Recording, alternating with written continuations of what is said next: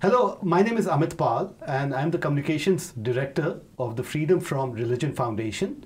And here in the studio with me, I have FFRF Staff Attorney Patrick Elliott and FFRF Legal Fellow Ryan Jayne. And they both are going to be talking about an exciting recent trip they made. And this was to Washington, D.C., the heart of our nation and our lawmaking. And what was the purpose of your trip? So we went to Washington to represent FFRF's 29,000 members and all non-religious secular Americans across the country to try to give them a voice in the nation's capital. And what was the purpose in the sense of which particular pieces of law were you focusing on? Well, we were lobbying on a few issues before Congress. One of the issues relates to public education, which I'm sure a lot of people have been talking about recently with voucher proposals. And so we wanted to kind of be out in front of one particular scheme that's been proposed, and including with the Trump administration has expressed some interest in pursuing what are called tax credit scholarships.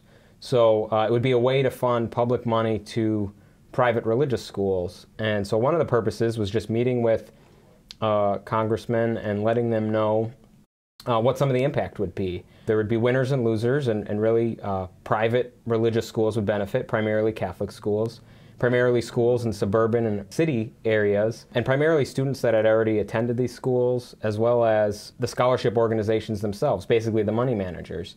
And that would leave behind the taxpayers and the public schools, as well as rural students.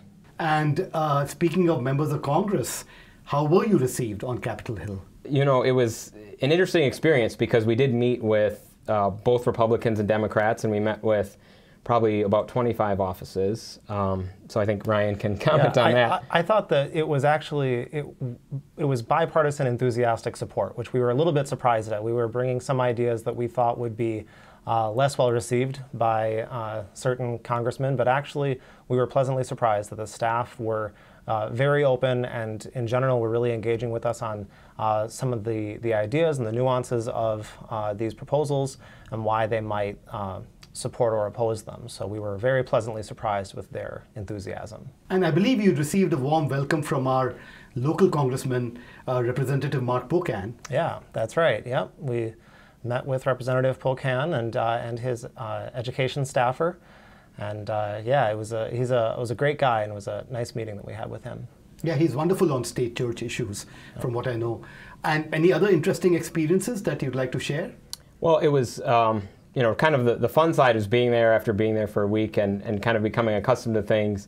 I think other people in the building started to recognize us as somehow, you know, being a part of Washington, because during the lunch hour, everybody, for the most part, is eating in the basement of the House or the Senate buildings, and so we were often doing that. And there's not a lot of space, so you kind of have to crowd up with people. And we found that a lot of the staffers in the buildings were always kind of trying to sit by us because they're trying to avoid, I guess, there's hordes of tourists and others who are, wanting to engage and talk a lot. And there, they could kind of have their peace and sit by us as we were, eating with each other, but just kind of an interesting being considered almost a part of the that atmosphere. Well, and kind of similar to that, being dressed in suits, I had probably 5 people come up and ask me for directions, which was hilarious because I had never been to Washington before, so I was just as lost as everybody else. So for our members, short of going to DC, actually, the way you did, what sort of advice would you have in terms of them successfully influencing lawmaking on Capitol Hill? Well, I guess generally I would start off with something that not to do, because we were in these offices and we could hear, there are real people on the other line of the phone when you're calling your senator or your representative. And so obviously being polite and courteous is instrumental, because they are the messenger. They are actually taking notes on the calls that they're receiving and are going to provide that to the congressman or congressperson as to what's going on. So first and foremost, recognize that there's humans on the other side of that equation, and they were willing to listen to the Freedom from Religion Foundation. I'm imagining they would certainly be willing to listen to a constituent. Yeah, the impression I got was that they really genuinely want to know what their constituents have to say. So check out your legislators' local offices. If you happen to go to DC, check out their offices there, and you can go online, schedule appointments, or you can just show up and say, hey, I'm from wherever, I'm one of your constituents, and I want to tell you how I feel about this, and they will, in general, really listen to you. Well, thank you, Patrick. Thank you, Ryan, for filling us in and telling us all about your trip to Washington, DC.